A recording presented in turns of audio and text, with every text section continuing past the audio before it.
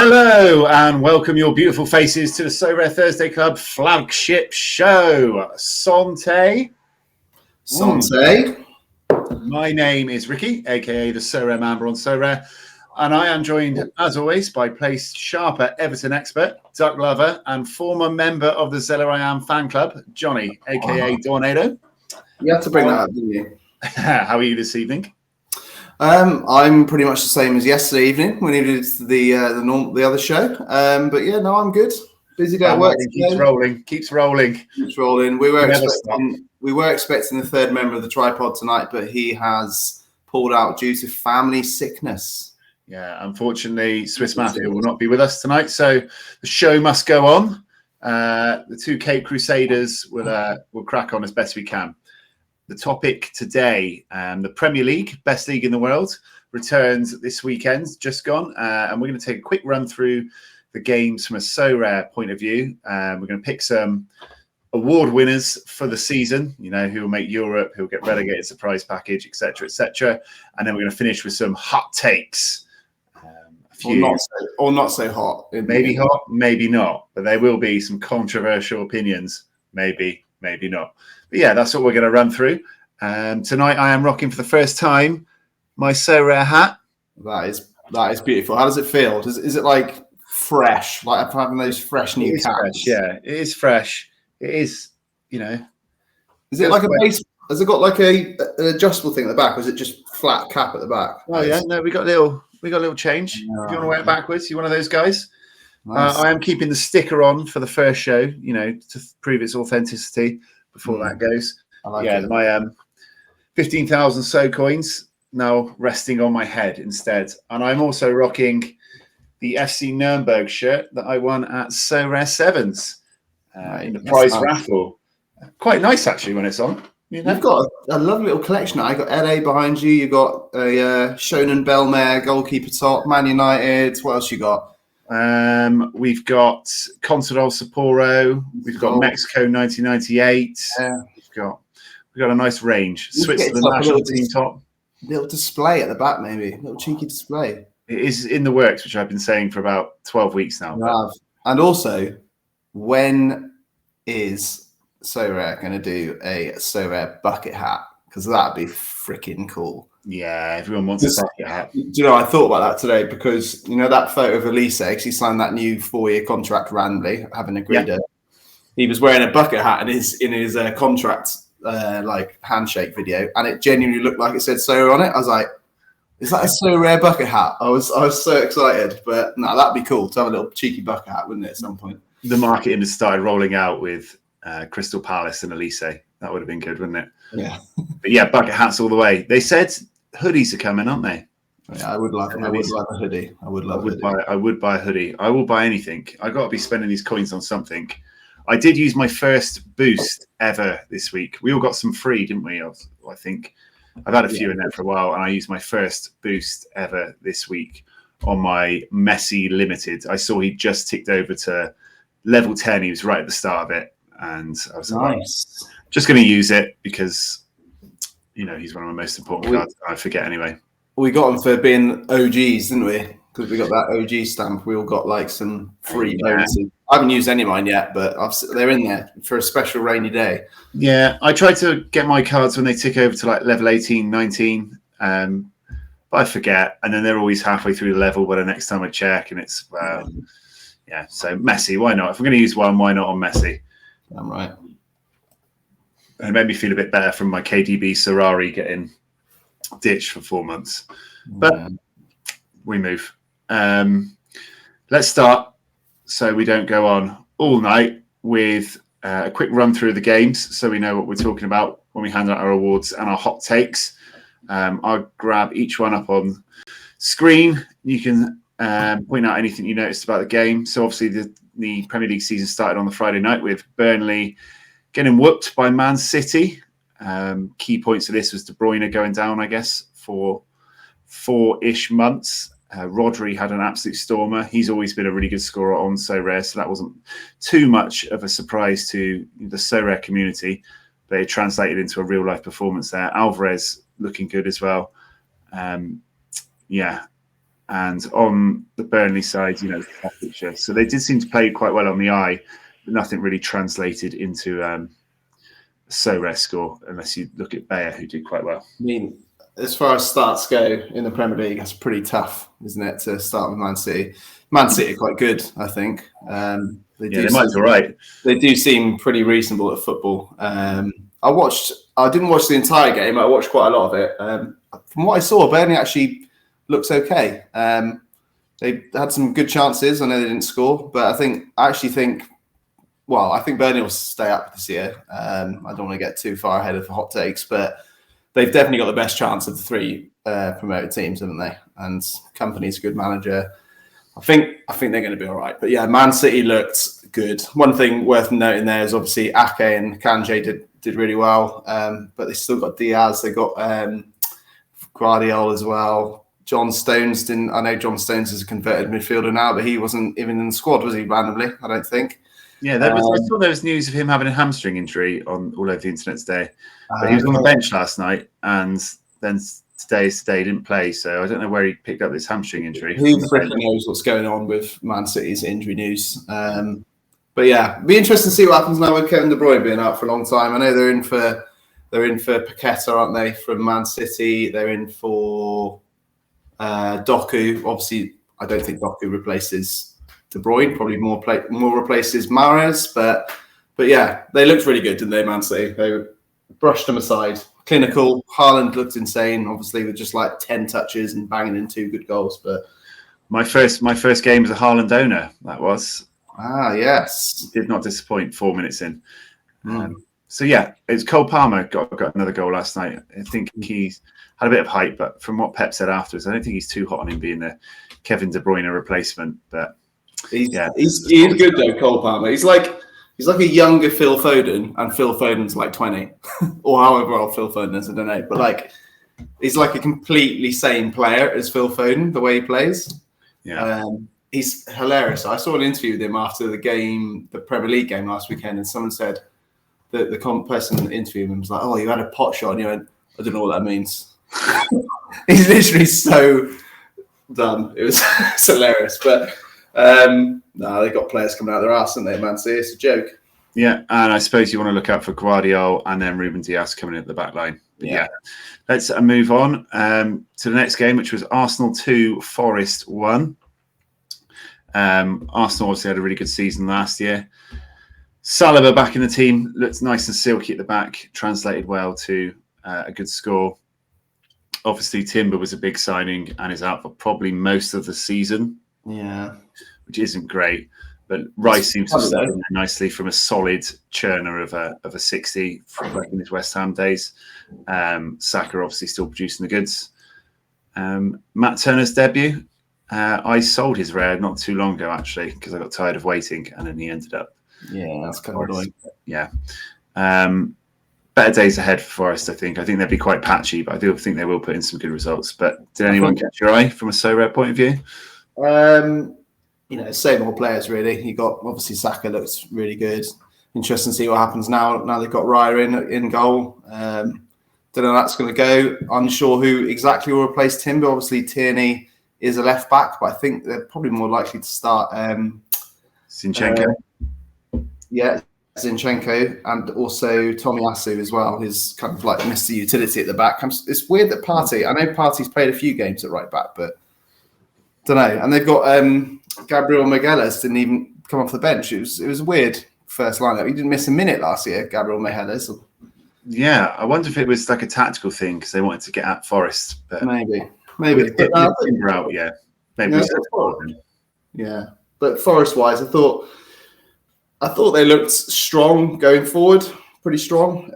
I think they've got enough firepower to sort of stay up this year, but I just think they're so weak at the back. So it's just whether they can score enough goals to cover their ass at the back, really. It'd be interesting to see. Yeah, Brennan Johnson's obviously a good player, but it's hard to translate that into a Sorare score sometimes when Forest haven't got as much of the ball. And it looks like he went off with an injury, but Tewu and Alanga came on and got a decisive each. Those are two interesting players. I would have thought Tewu would have started, but he should get plenty of chances, and you'd hope Alanga maybe comes on as he gets used to the team and gets some minutes in. So yeah, I was actually looking at Awoniyi as one of my strikers because I'm in the market for a rare strike at the moment, and they've got Sheffield United at home tomorrow, I think. Yeah, which is a pretty good fixture, I'd say. I think he'll probably start, especially if Brennan Johnson's injured. Didn't know Brennan Johnson was injured, but yeah, I think he's about 0.07 for a rare striker right now. It's not too bad. Yeah. Speaking of Sheffield United, we can move seamlessly on to them. They lost to Palace, another promoted team and another loss. Palace managed to keep hold to Elise today. They lost Zaha, obviously. But their centre-back pairing was the thing I'd point out here. Gay and Anderson, really solid Premier League centre-backs, actually. A really good partnership. I had been looking at Gay all summer for my under-23 team. I think he's a really solid scorer in the Roy Hodgson system. So, yeah, I think there is plenty of promise and young options around in that Crystal Palace team. So they looked interesting. I didn't know too much about Sheffield United before the season, and these scores don't really make me want to pay any more attention to them. I think it might be a tough season for them. You? Yeah, I do think it'll be a very tough season for them. I didn't watch the game. I've watched the highlights, but like the one player I did think slightly stood out on highlights was for Sheffield United. Was that Asula? I know he's got a terrible Sorare score there of 19, but he actually looked sharp. He looked like he might get a few goals this year, but obviously I think Sheffield United will struggle. He did lose 18 joules, apparently. Yeah, that's interesting. I didn't know it was quite that bad. But I thought the main talking point from this game was the fact Roy Hodgson squared up to one of the Sheffield United players. Yeah. You see that on the side? I love a bit of Roy Hodgson. He's entertaining, isn't he? Like I'd love to be like him when I'm 80 years old, or whoever old he is. Yeah, still ploughing along. Fair play to the man. But yeah, Crystal Palace will be good this year. I think they'll be solid. I love Eze. I think he's quality. I love Elise. He's really good as well. But yeah, I think they'll do just fine. Good. Bournemouth West Ham was a 1-1 draw. I think Jared Bowen's really interesting from the West Ham side of things. That Moisey was talking about using him maybe as a striker, wasn't he? This season they lost Scamacha, who never really played anyway. But he did talk about Bowen being able to do that job as a forward, which makes him an interesting prospect. He always scores quite well. And the other thing I noticed from here is, sadly, as a Fabianski owner, Fabianski was left distraught, unhappy and shocked as he was dropped for Alfonso Areola to make his season bow. The only saving grace here is hopefully with them being in Europe, Fabianski gets all the European games in the switch of last year. So at least I will have a midweek goalie because he's not really worth selling on at the moment. So yeah, those are my two things I noted from that game. Anything from you? Not really, to be honest. I mean, Bournemouth made quite a few little signings, haven't they? They've got 2 new fullbacks. See how they get on. They've got Kluivert, and so see how that goes. But yeah, West Ham obviously see how it goes post Declan Rice era. Really, I think it was a pretty uninspiring game by all accounts. So yeah, not too many hot takes on that one, really. Yeah, Dominic Solanke's about as level pedestrian and forward as you can get. Billing, that's obviously Billing did well there. Billing's someone that's worth mentioning. He's always looked really good for Bournemouth, I think, but has he got rumoured to be moving away? I've seen a few more rumours. Yeah, I did try to get rumours. Yeah. Neto is obviously one of our picks for a really good goalie for the season, but that's a very basic score. Yeah. Senesi getting an injury as well, and need Lloyd Kelly to come back and Semenyo to get some time in the team for the Bristol City contingent. They got what's his name? Oh no, did they sign Alex Scott? Alex Scott, yeah. But no, so rare card for him. No, not yet, anyway.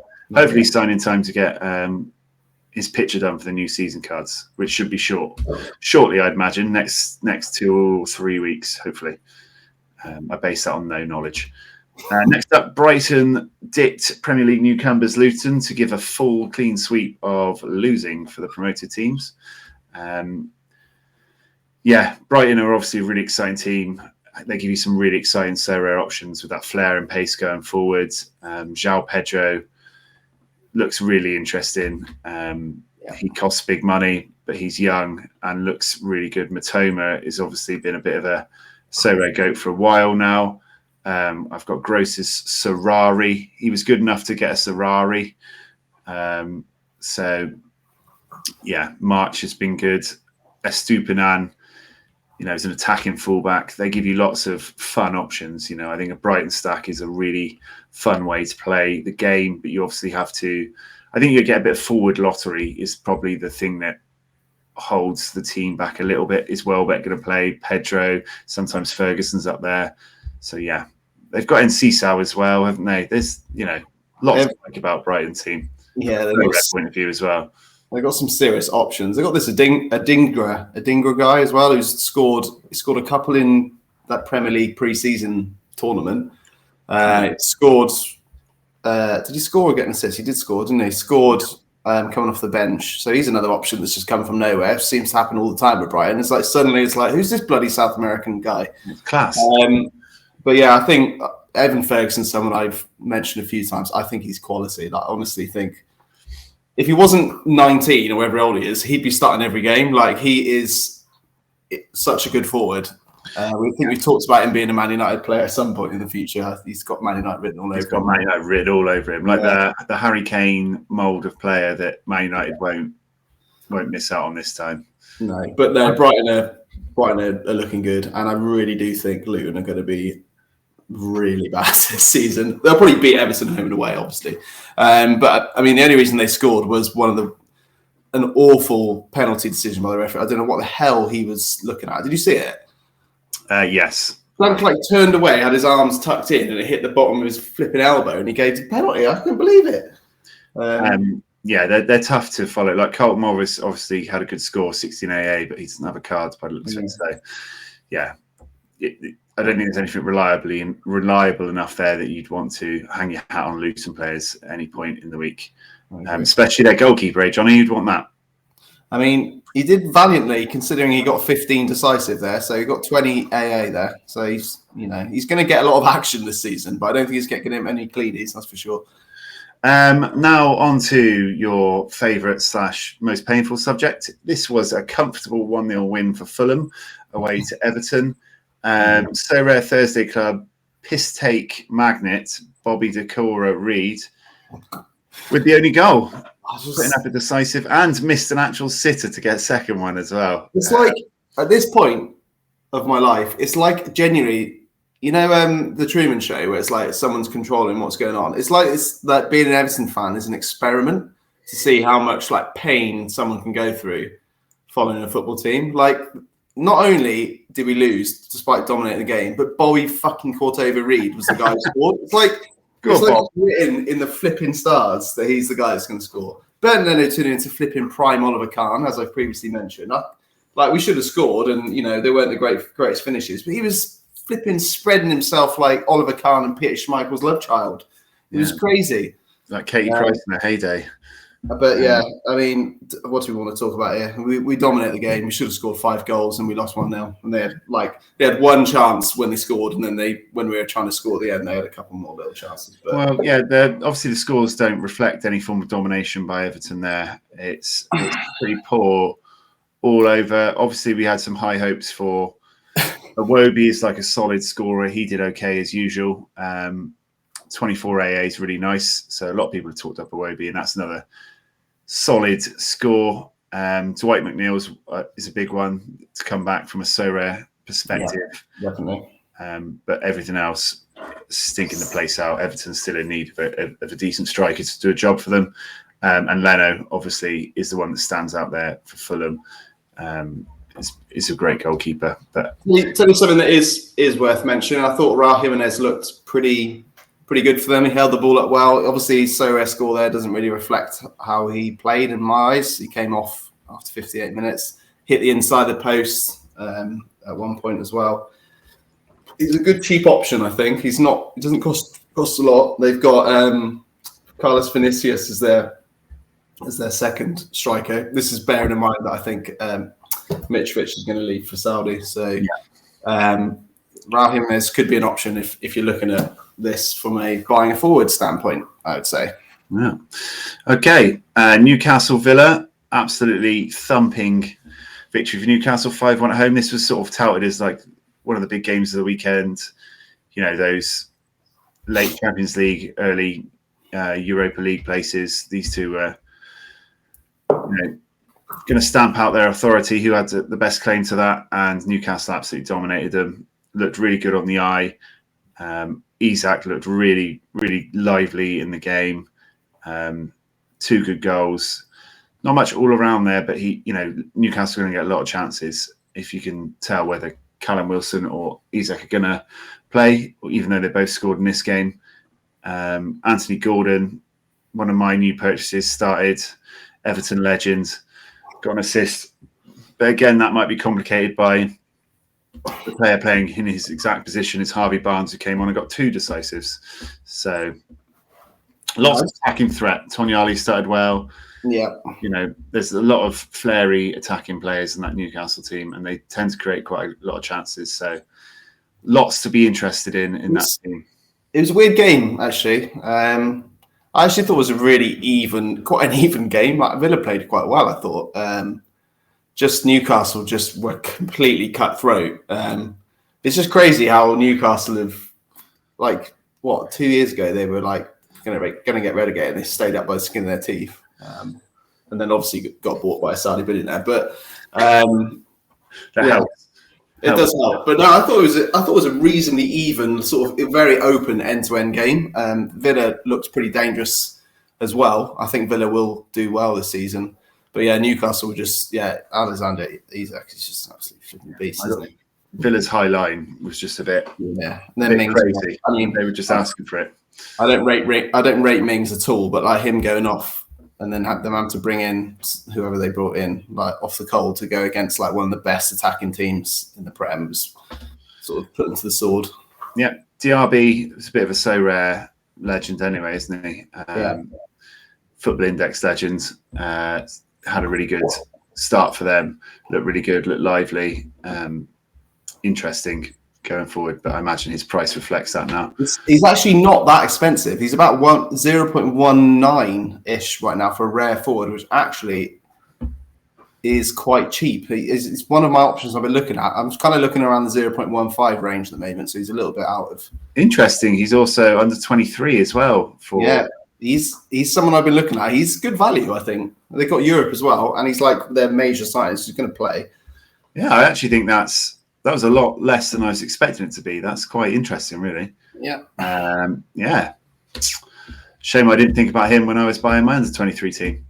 But we move on to Brentford v Spurs. The Harry Kane-less Spurs era begins away to Brentford. I didn't watch this one. I just watched the highlights, and apparently Spurs played all right. I've read a lot saying it was a half decent start by them. I bought Richarlison before the Kane transfer, hoping that he'd replicate some Brazil form rather than his Spurs form. Wasn't to be for him, but He had a couple of chances. He's put himself about. I think the goals will come through Rishi. I really do. If he can get firing, I think he was a really good price. I think he's about 0.15 now. He was 0.12 when I got him. They haven't shown signs of getting in a replacement for Kane at the moment, so you could do with Richarlison nailing that down. But Maddison was obviously the standout with a couple of decisives. Has already proved himself to be decent on Sorare, and he looked really, good on the eye and in the Sorare scoring matrix on his first start for Spurs. So yeah, do you take anything from the game? What I took from the game is that Destiny Adoje started at fullback and did well for Spurs. So debut for them. Obviously, he didn't get a decisive or a clean sheet. So to get 59 points is pretty good going from fullback. Yeah, 24 AA. He's got a special edition card, isn't he? Like a Golden Boy or a Liquid or something. Or that's exactly what I own. It's like the marble-looking one. It's like the Golden Boy. That's it. Yeah, but no, he's. I'm not quite sure of his defensive abilities, but he's a very attacking fullback. Obviously, Emerson scored as well, and Romero scored. Did he score? He did score, yeah. So yeah, they're looking dangerous at the back there, aren't they? And then Brentford, seeing how they're getting on after Tony's obviously got his ban. They've sold David Raya as well, so it's been an interesting season for them. Yeah, I remember I won Jan Visser's super rare. Sold it because he couldn't get in the team, and then Ivan Toney came out instantly. It was betting scandal and was going to get banned. So that went down nicely. Screwed up there. Next up was probably the feature game of the weekend, Chelsea Liverpool. Chelsea spent a lot of money. Ended up with Robert Sanchez as their goalkeeper, starting Chukwuemeka in the middle, Sterling still in there. Yeah. What I took from it was Ben Chilwell looked really good on the eye. Really attacking fullback's going to get a lot of chances to get decisives. That's the first thing I took out of it. He's got some scary potential if he stays fit, especially with Reece James out now for a little while, isn't he? So you think I think he's got a slight hamstring problem. Yeah. I'm not sure it's anything too major, but it's nothing to do with his knee, which is what his major issue was last year. But yeah, I know it'd be interesting to see if Chilwell does continue playing from like that left wing back role, because they played three at the back, didn't they? I don't know if they're going to slot back into having 4-4-2 at some point or 4-3-3 potentially. Don't know. I also noticed that when Reece James came off, he gave the captain's armband to Ben Chilwell, so he's clearly a big voice in the team as well, and he's good price, isn't he? I know our boy Swiss Mafia's bought one. I'm very interested in one. He's a good sort of defender to have in terms of even if he's having a bad game, he could put a decisive in, couldn't he? Because he gets forward a lot. But yeah, in terms of the actual game itself, I watched the game. I thought it was very open. Liverpool looked the better team for the first half an hour, and then Chelsea. I think there was a disallowed goal, wasn't it, for Liverpool, which would have put them 2-0 up. And then, after that was disallowed, Chelsea sort of got a bit of a boost in confidence and played well, I thought, for the rest of the game. It was a good game to watch. Yeah, and I guess from the Liverpool point of view, it was seeing who got the nod up front, how those multiple forwards fitted in. It was obviously Nunez on the bench. Their new midfield as well. And you look midfield, how that looked. I thought McAllister looked all right in there. Alexander-Arnold is obviously very disappointing score from him for the amount of money he costs and Sorare, but sometimes he's boom, isn't he? And sometimes he's bust. So tough fixture, isn't it? Tough fixture for anyone to score that well. I think they sort of always cancel each other out a bit, don't they? Yeah, I don't think you ever should be relying on a Chelsea away fixture to be banking you massive scores, even if you are the top team. And obviously we finished with the easiest 3 points of the week. Man United completely dominating Wolves. In a simple 1-0 victory. Yeah. I'd like to step in there and say absolutely not. So I watched the game as you did as well, and I know you agree. But Wolves looked shit hot, didn't they? Like, where was that Wolves last year? Like, Gary O'Neill has done wonders in a week, but they still couldn't put the ball in the net, which is obviously quite key for football. But they had so many chances. Anana looked good, I thought. He apart from that rush of blood to the head at the end where it should have been a penalty, I thought he had a clothesline. he had a very good game apart from that. Man United looked shoddy in midfield, didn't they? They looked pretty good up front. It looks okay-ish, like full-back regions and whatever, but midfield was just like non-existent, completely overrun. Mason Mount and Bruno Fernandes instantly look like they can't play in the same team. Yeah, taking up the same positions. Mason Mount wasn't really offering a lot. Casemiro looks like he's been back in Madrid on the pies and the pints all summer. Starboy Garnacho looked lost. Anthony is just complete waste of money. It was interesting. But they won the game, so Yeah, they got 3 points. Sometimes you just need to get through your first fixture, right? Wolves had the new manager bounce before they played a single game. They got a first game new manager bounce from Gary O'Neill. They just worked harder, which instantly makes you look better than the opposition if you're going to put in a lot more effort. Cunha looked really good. Flattered to see for a lot of clubs. Hertha Berlin, Atletico. But yeah, he looked really good. What did he get for big chances missed out of interest? I didn't look. He got a good AA there, but surely he had some big chances missed. One. I swear he missed like 3. Yeah, there must have been a few knocking around in this team. Yeah. But yeah, it was a good start from Wolves. There was a lot of doom-mongering about them, wasn't there, before the season started? And actually they looked really good and were very unlucky not to get 3 points. But, that's what happens. You come to the Theatre of Dreams, you get smacked down. That was the game we were at last year, of course. Was, yeah. That is what happened in each of the games this season. So I reckon now we're going to run through a little bit of our predictions for the season. Now we've had a week to reflect. We've had one set of games, most of the transfer window. So let's go with who are your Premier League winners for 2023-24? Well, okay. Big surprise incoming. It's a pretty big hot take. This is I don't think many people have gone for this. I'm going to go for Manchester City. Yeah. I think they're just a joke, aren't they? And I don't think they're necessarily going to completely fly away with it. I think it'll be tight, ish. But I do think they're going to win. They're just even with the Kevin De Bruyne injury, like they've dealt with his injuries the last few years quite all right. So going to win the league. What have you gone for? Same. I don't want to say it, but I just think their depth, even if they lose Laporte, they've brought in Gvardiol, they've lost De Bruyne, but I think they're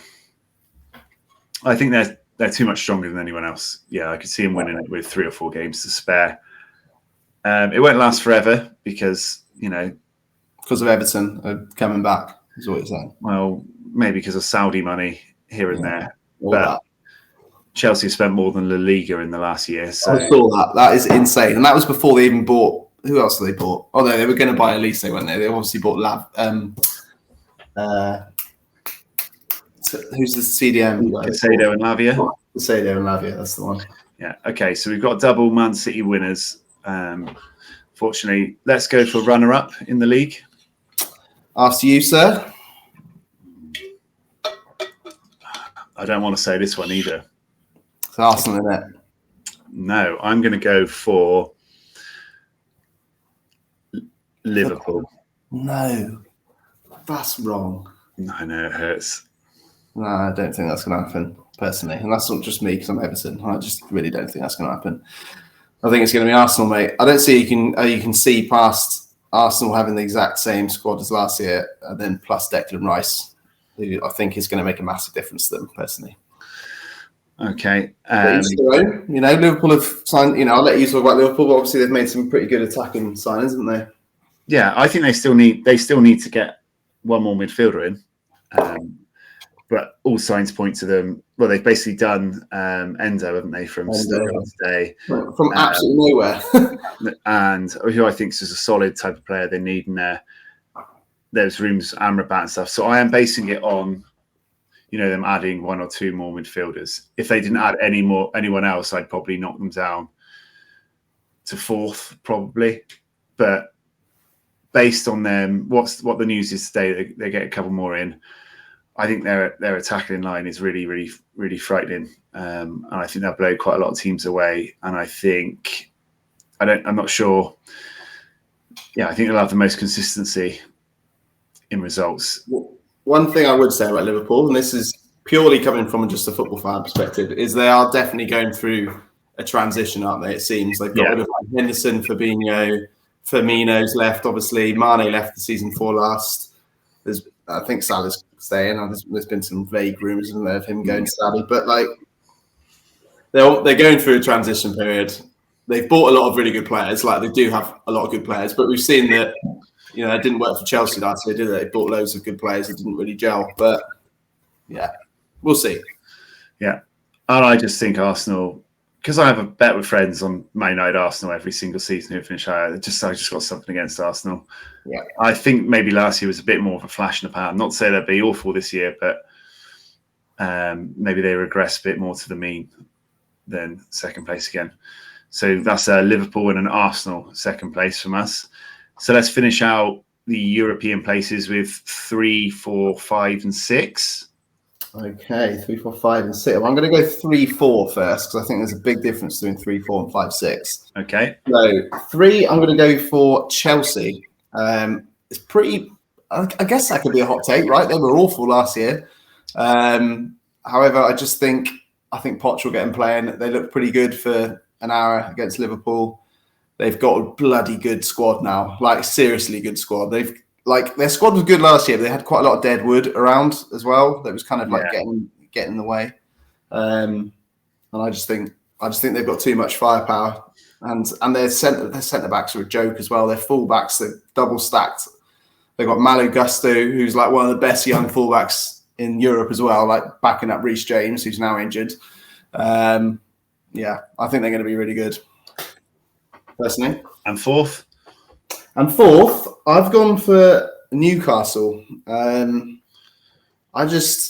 going to be different for them this year. They're going to be in Champions League, so they're going to have to sort of juggle having midweeks and weekends. So I do think they're probably going to make a couple more signings before the end of the window, just to get their squad bulked out. I just think they're so good at home. Like, their home fans are insane, to be fair to them. And the way they play is like perfect for away as well, because they're just like such a good, fast counter-attacking team. That's what I say about them. I think they're getting fourth. Okay, so I agreed with you on third and went Chelsea. I was very close to putting Chelsea second, but I went for them third. I just think they spent so much money. They've got so much young, good talent in. At some point, it's going to click in, and they're just going to start taking off. Whether that will be too far into the season, whether they need another 10 games, and it'll be too late for them to catch up a gap. But yeah, I just think you keep getting in that level of quality young players, eventually they'll start gelling. And I'm basing this on Poch being a good enough manager to get it together. Poch is a really good manager, isn't he? Like, he's actually like a really good man manager, which I think is what they need for all these like individuals. Because they had Tuchel, obviously. Tuchel's like too much of like, wants it to all be about him all the time, and like probably clashes with people all the time. I think Poch will do really well with him, annoyingly. I don't want them to do well because I don't really like Chelsea, but yeah, I wasn't overly enamoured by their starting 11 at the weekend, but then when you add in the two new centre midfielders they've just bought, I had a lot of hopes for Nkunku, so he will come back at some point. Who knows if they're done signing people. So yeah, I just think they'll just be, eventually. I'm a bit concerned that Sanchez is the goalie for the season. It's a weird one, that, isn't it? They rumoured of Kepa leaving, didn't they, earlier in the transfer window, and then they were like, "Oh, we're going to stand by him," and then suddenly it's like, "Right, he's going to Real Madrid on loan," and then they suddenly got Sanchez, and he's like starting. It's a bit mad, but he was going to start for Brighton, but he's he's a decent keeper, to be fair. I think he didn't start for Brighton because he fell out with the manager, wasn't it? But so I put them third. I think eventually their level of talent they got will just start snowballing. And fourth, I've gone for Man United because we came third last year, and I think we've improved the squad since that point. And Ten Hag seems like a very good manager and had another pre-season with the squad. I didn't put them any higher because with all the takeover stuff that's going on, they made 3 signings, but I don't think they're going to make any more or push the boat out any further until that's all resolved and there's new owners. So I could see it being a bit more of a holding pattern season. Come third, fourth, get the takeover out of the way, and hopefully they spend loads of money next summer. But yeah, I could see them having some really good results and having some really shocking results again, similar to last season, like getting dicked by Liverpool, Brentford, but doing enough to be in the top 4. And then completing the top 6, 5 and 6, I have gone Arsenal and Newcastle. You got Arsenal 5th and 6th. Arsenal 5th or 6th. Arsenal 5th, Newcastle 6th. Both good, solid squads. Newcastle very good at home. I just, I don't think there's enough top level quality in Newcastle squad yet. And Arsenal, I think, are a bit bottle jobs anyway. I think they both slightly regress. Bryn's not watching, mate. Bryn's not watching this. You don't have to. I think they both slightly regress from last season, but I think it'll be very hotly contested top 6, apart from maybe Man City. So I could see 2 to 6. That's controversial. It's changing anywhere, but yeah, I think Arsenal, Newcastle 5 and 6. You say a small regression. I mean, I can kind of see the Newcastle tape because, I think they only finished 4th last year anyway, right? And they're in Champions League this year, so they might well. dropped down to 6th. But Arsenal were like top of the league for 75% of the season. To go from like top of the league for the majority of the season to 5th, that's a big fall. Yeah, Liverpool, Man United, and Chelsea all won the league not too long ago, and they went. No, fair enough, and that's why we're here to give these hot takes. Exactly. I like it. Let's see it happen. What have you got? 5 and 6. 5 and 6. I've gone for 5th as Man United. I think they'll do all right. Like this competition in Premier League is a joke. So like 5th is fucking good still when you've got bloody Man City and Arsenal and Chelsea all knocking about. But I think they've obviously made some big signings, and they got Mount, Højlund, and Onana. So that's a very solid spine of 3 of the 4 players that they've probably needed to get this year. I don't know who else do you think they might go in for. Do you think they're done now? I think they were done. I think it was dependent on maybe Maguire going. I know there's a bit from McTominay at one stage, so to keep him. I think they'll probably. Yeah, if Maguire had gone, I could have seen them maybe getting Amrabat or maybe a Pavard or something. Yeah, that's true. But I think if he's staying now, unless it's a really, really good deal, I think Man United are probably done. Well, I just think, like you said a little bit, I think Man United will either blow teams away or get beat quite well. I think it's going to be a sort of strange season for them. But yeah, fifth's all right, and then 6th. They need Højlund to hit the ground running. They need a striker. Rashford. A lot of pressure on a young lad, isn't it? He's 20. I know he's good.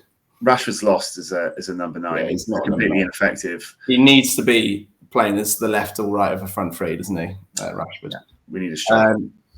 6th, I've gone for Liverpool. I think were they 6th last year? I think they were around 6th or 5th or something.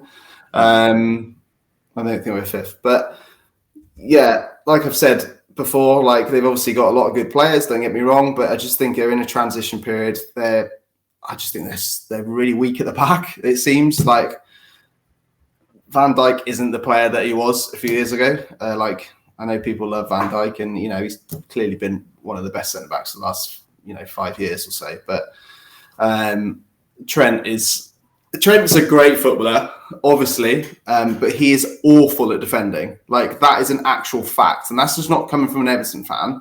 He can't defend. He's awful. Even Alisson's got some doubts about him. He's been doing a lot of errors. I just don't know what's going to happen with them this year. They've got a lot of changes. We'll see. But, obviously 6th is still better than relegation battle for Everton every year. But yeah, that's my 5th and 6th. I have done a 7th and 8th as well, because Europe does usually go down to there. So I don't know if you want to do them or not. Probably not. You go for it. I've put in Brighton and Villa as honorary mentions. I think Brighton are a really good team. And yeah, their squad's insane. Like, their manager's really good. They're going to be in Europe, obviously, so there is that, whether they'll still be able to maintain the Premier League form. And then same for Villa as well. I think they've made some really good signings this summer. Obviously signing Diaby, they've got Tielemans. Who else do they get? Somebody else is really good. But yeah, I think they'll do well. Oh, they got Pau Torres as well from Villarreal.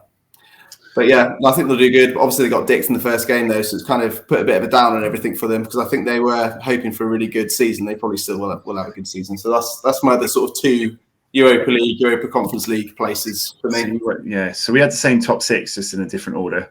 Yeah. I would probably go Spurs and Wolves for 7 and 8, because anyone that can be that good against Man United must be having a great season. Yeah, so let's go on to surprise package. Who do you think will do a lot better than expected this season?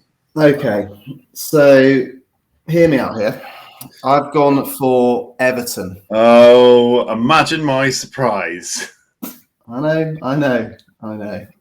But, surprise in the terms of the fact that we've been absolute shocking for 2 years. I mean, arguably for about 20 years, but 2 years. Like, the last 2 years have been awful. So anything better than that is going to look good right now. But I do think we're going to have a better season this year. Obviously, we do need a striker. We do need Calvert-Lewin to try and stay bloody fit, which would be nice.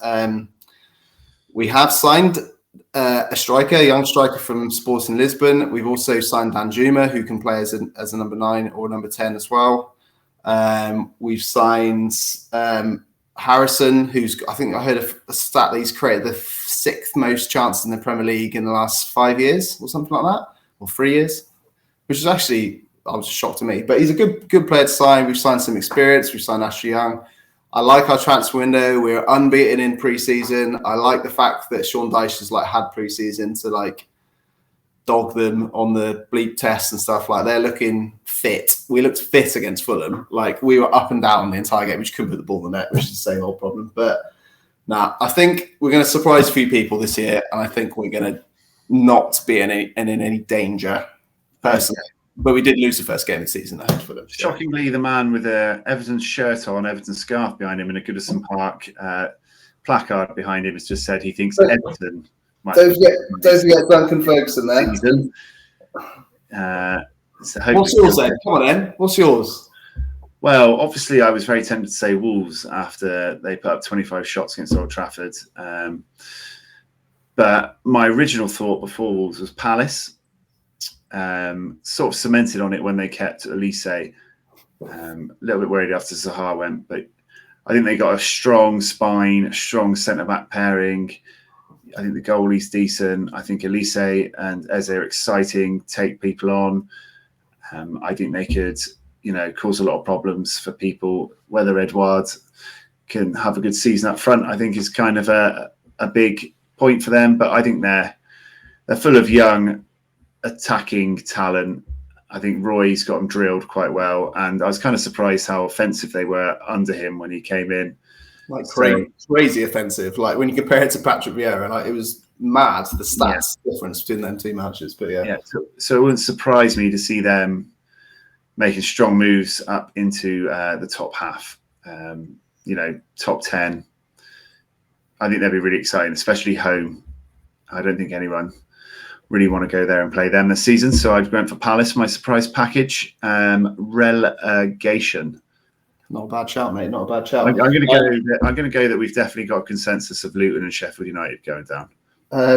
So I've gone for Luton, Sheffield. I'd say Luton, Sheffield United, and I don't think this is too much of a hot take, have the capability to both be 2 of the worst 5 Premier League teams of all time this season. You got Derby when they got 6 points, whatever the bloody hell it wants. I don't know. Their squads look so bad. I mean, like I said, they'll probably beat Everton home and away because we always lose to the promoted teams, but I think they're definitely getting relegated, personally. Yeah, I think it's an easy take just to pick on the newly promoted sides, but the squads look quite thin of talent for me. When Ross Barkley's meant to be your talented signing. I mean, there'll be plenty of battle. They'll be up for it. Going to Kenilworth Road won't be easy. They'll definitely give some people some tough. Yeah, it'll be FA Cup matches, wouldn't it? It's particularly with Luton, I think. Like you said, there's going to be some tough games for some big teams there, I'm sure. And I think they'll get some nice results, but I don't think they've got enough quality to realistically mount a challenge. But we could be wrong. All 3 promoted teams stayed up last year, but that's true. So who was your third one? My other team, it might be a little bit out there actually. I've gone for Brentford. So a little bit out there. I think obviously the manager's a good manager, and I think they play good football. I just think, and I've mentioned this to you as well outside of the show, but obviously missing Ivan Toney for what is it, 5 months? He's coming back mid-January, which he's still going to get half a season in. Don't get me wrong, but where they're going to be in January, I don't know if they're going to be too far adrift, or he just makes such a difference. You take his goals and assists out of the game, out of their games the last couple of years. Maybe they'll prove me wrong. I don't know, but I just think they're going to really struggle. They've obviously sold David Raya now. I think he's a really quality goalkeeper, and Flecken looks awful in the Premier League Cup or whatever they were doing pre-season thing. But they did get a good point at home Spurs, I guess, first game. But I just think they're going to really struggle. Don't know. What do you think about that? It's a bit out there. So I was between 2. I considered Forest. Yeah, they were my next one. I put them in brackets after Brentford. I just don't know whether, but the obvious one is Everton. Struggled last year, struggled the year before. I don't think they've really improved their squad. We've got nothing up front. Incorrect. Calvert-Lewin can't stay fit. Mopai is one of the worst players in That's correct. Premiership. I just don't see where they've improved at all, and I can't see them having a better season than last year. I think they're fortunate that Luton and Sheffield United are probably finished behind them, so they've only probably got to beat one more team to stay up. But yeah. Okay, well that's me out for the show. So see you later. Right, next up. Personally, we're definitely stronger than we were last year. We haven't got weaker. And I think, unfortunately, Rick, I know how much you'd love it, but I think you've missed your chance to rub it in my face, the fact that we got relegated. So I think we'll surprise a few people this year. I don't know. I did see you have a near breakdown on Saturday at the end of the first game of the season. You did. And I was questioning why I keep continuing doing this to myself, but the hope is back up for the weekend. We've got Villa away. They're bottom of the league. I know we're only one game in, but we're going to beat them. Yeah. Okay. So Golden Boot, Haaland. I actually went for Dwight McNeil. No, I have actually put McNeil, but it's a joke. Haaland, obviously. Yeah, we can. Only one that can really challenge him was Salah and Harry Kane, and Harry Kane plays for Germany now. So, yeah. Best SO5 team of the season from the Prem, from a stacking perspective. Stacking? You talking the whole team from the same team, then? Are you? Yeah. Well, what have you gone for? You give me a top 5 of you. Yeah, the three of them from the same team, to be fair. But go on then, give me a 5. Give me a 5. Okay, I've gone for Onana as my number 1. Yeah. Don't like to praise Man United players, but I think they're going to do all right this year in terms of clean sheets. I don't know what they're going to do up top, but and also he loves to play the ball about. He's going to get a lot of points for key passes and flipping, not losing the ball. I just think he's really good on the ball from the times I've seen him play for Inter. I think he'll rack it. He's very similar to Edison, basically, isn't he? I think. So yeah, he's my goalkeeper. I've gone for a stack of Man City players of Diaz, Rodri, and Haaland. Rodri, we've talked about. He is absolutely elite, and pretty much maybe one of 4 players in Man City's team that are actually nailed. Yeah, he starts every game for them. Obviously, when they get into the Champions League later stages, maybe he'll get rotated a bit, but. He's an absolute joke, and he's getting decisives now as well, so it could be even more of a joke. Diaz, I know he's obviously in concussion protocol at the moment, but he's probably nailed. I mean, I know they've got Guardiola now, so maybe those two are just both nailed. I don't know. They've got some very good centre backs, haven't they? So I mean, you could replace Diaz with any Man City centre back that plays all year. That's my hot take. And then Haaland is going to score about 100 goals probably. And then my final player I've gone for is Bukayo Saka. He's really bloody good, and he's still young. I think he's like Arsenal's key man now. He's like becoming even more Arsenal's key man. He's going to take their penalties. He's the man for them. He scored an absolute worldie in the first game of the season.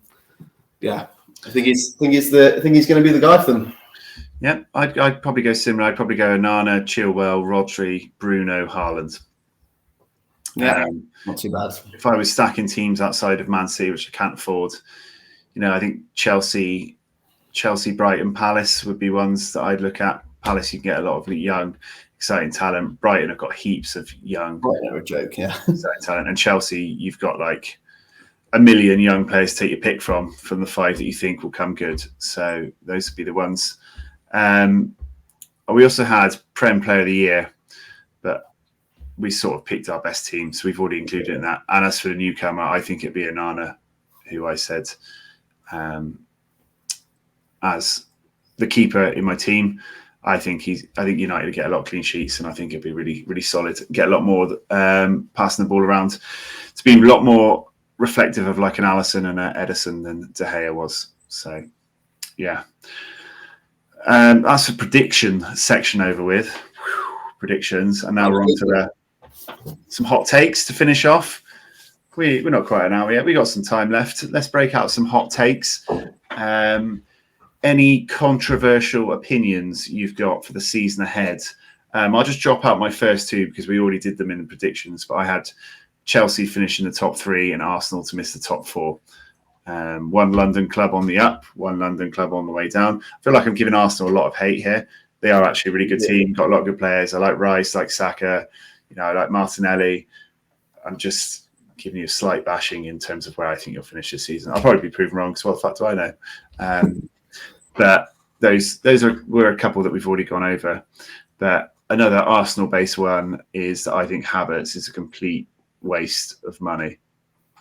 Yeah, it's a weird one with Havertz. Like, he's kind of like a Sorare OG, isn't he? Like, he's by a Leverkusen card, and like he went before Prem was on. Like, everyone was like, there was only like 15 or so Havertz cards, and he was banging them in absolute worldies for Bayer Leverkusen. Joined Chelsea, sort of flattered to deceive, didn't he? First year didn't look good, but it was like, it's his first year. Second year looked awful, and Chelsea looked awful. And then joined Arsenal, fresh start, and then missed all those flipping goals. Went insta-famous for missing all those chances on the MLS thing. Like, wasn't he the first player to not scored in one of those since they'd done it or something? He can't hit a barn door. He awful.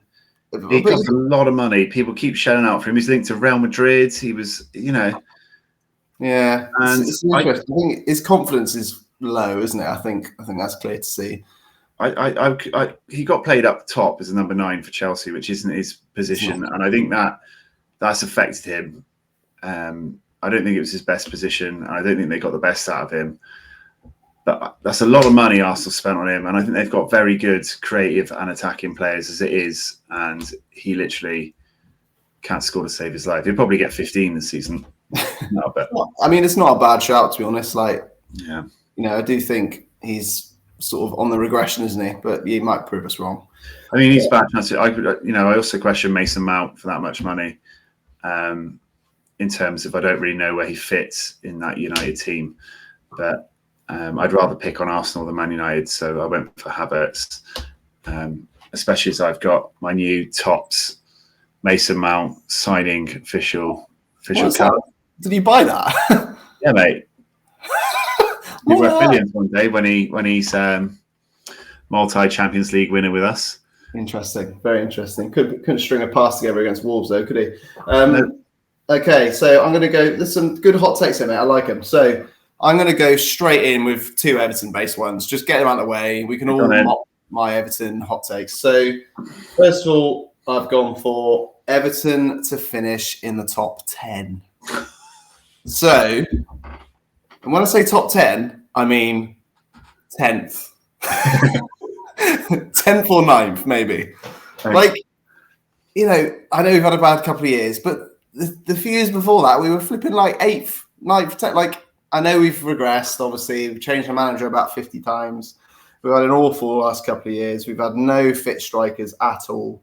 It's been awful. But as I previously mentioned, I do think we're going to have a bit of a bounce back year and become difficult to beat at home, despite losing at home first game. And we're looking reasonably.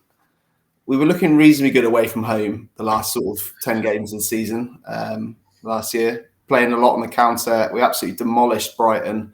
I think we'll get a lot more away points this year than we did last year. So I just think we're going to have a good year. So, and to be honest with you, I'll take 15th. But hot take wise, I'm going to go top 10. And then, so just we'll be clipping up that short clip of you saying Everton will come 9th this season and putting that everywhere we can. So that's fermented in memory. No worries. You can carry on. And then my second Everton-based one is that I think Everton will concede less goals than Liverpool do this season. So. It is a hot take, obviously, because Liverpool are miles ahead of Everton right now. But Everton only conceded 10 goals more than Liverpool last season, and we were awful. Bearing in mind, I think we're going to finish top 10.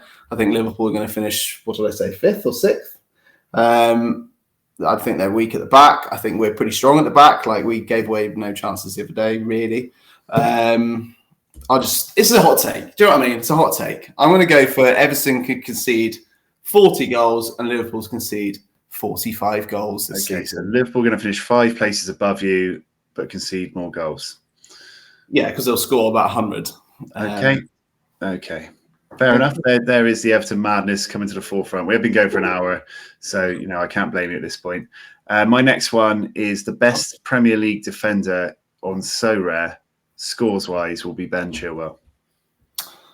I mean, that's not. I don't think that's a bad shot. Like your Man City players, like your Arsenal players. Ben Chilwell, at whatever he is now, 0.11, will be the best scoring Premier League defender. On Sorare, he'll tear his ACL next week now. But I was going to say, the only thing with him, if he plays like every game, right, I genuinely think he could be really good. But he has had a couple of injuries, isn't he? A couple of reasonably big injuries as well the last sort of 18 months. So there is the injuries hanging over him. But and as previously mentioned, he's clearly vice captain or part of the captain's sort of committee. But so he's clearly a big part of the team and does love a decisive. So I don't think that's too bad a shout, to be honest with you. Not a bad shout at all. Do you want another controversial one? Go on then, give me another controversial one. Mason Greenwood will be on the pitch for Man United in 2023, but Sorare will not mint his card. Oh, fucking hell. I mean, I think that's the first bit's definitely happening because he's coming back, right? They've announced it. They haven't officially announced it, but they've announced it. They've sort of said we're making a decision soon. They've laid it all up. They've laid the foundations. Yeah. To suddenly go, Mason Greenwood's on the bench this weekend, just so you know. Yeah, I don't know. It's interesting, isn't it? That the second part about Sorare, they've got a previous of obviously not minting Russian cards anymore. I think it'll go. They'll announce, Man United will announce it in a couple of weeks that he's back in the fold, but we won't be on the pitch for a while. He'll probably play in some shit League Cup game or something down the line, or an FA Cup third round as a sub. But he won't be there for the photo shoot day when Sorare get all the new pictures, new cards. So it won't be an initial batch, and then Sorare will just use that as the. Nah, don't worry about it. Don't worry about sending us Mason's cards. Oh, sorry, everyone. He wasn't included in it. We didn't mint him. End of problem. I mean, I saw a picture of him. He wasn't training, was he? But maybe he was just doing some of his own training. But he looked like a flipping homeless man. He had like a beard and his hair was all grown up, and yeah, it looked weird. I don't know. It's an odd one. Obviously, it's breaking news in the world right now with Man United announcing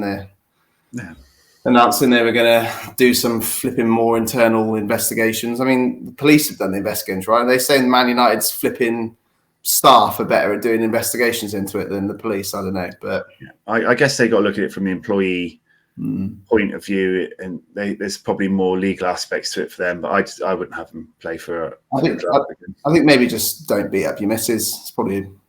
And it's not. I know the charge got dropped, but we all heard the recordings. Clean break, move on. Surely someone in Saudi, they probably don't care. Sell him for they encourage it, if anything, I think. Yeah, sell him for 30 mil to Saudi. Yeah. Just get done with it. Avoid the controversy. It's not needed. But yeah, okay. I wonder if that controversy will come to Sorare when he comes back. Probably will. Okay. A couple more hot takes from me here. So I've gone for.